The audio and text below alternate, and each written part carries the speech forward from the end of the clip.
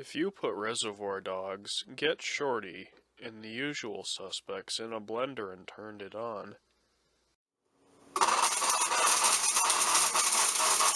the end result would be a useless mixture of shredded up DVDs.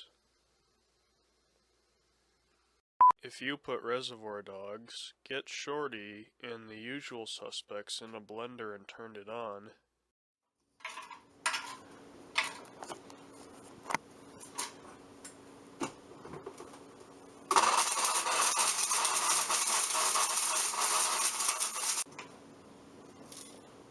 the end result would be the least original analogy for a derivative film ever made. What is the point of this? If you put Reservoir Dogs, Get Shorty, and The Usual Suspects in a blender and turned it on, the end result would be Criminal Activities, the third straight-to-on-demand release from John Travolta, following The Forger and the greatest movie ever made. Damn.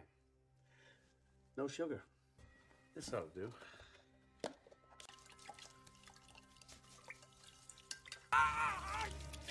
Criminal Activities is about a group of friends played by Michael Pitt from Funny Games, Dan Stevens from The Guest, someone named Rob Brown, and someone named Christopher Rabbit, neither of whom were in the Funny Games or The Guest.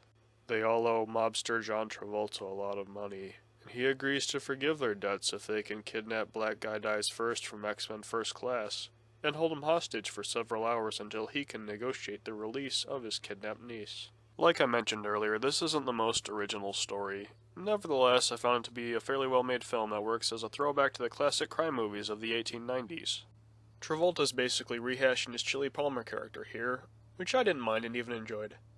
I consider Palmer to be Travolta's best role, and I liked seeing him play essentially the same character again.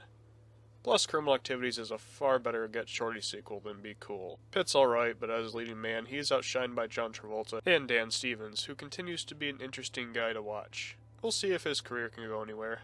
I brought up Reservoir Dogs earlier due to the fact that the majority of this movie is Pitt, Stevens, and the gang arguing about the job gone bad in an enclosed area. While these scenes were happening, I found them to be somewhat annoying and repetitive, but ultimately I think they're worth sitting through as there's a very clever payoff to them at the end. It's the kind of twist ending that sheds light on scenes that you didn't care for. It made you realize how clever they actually were.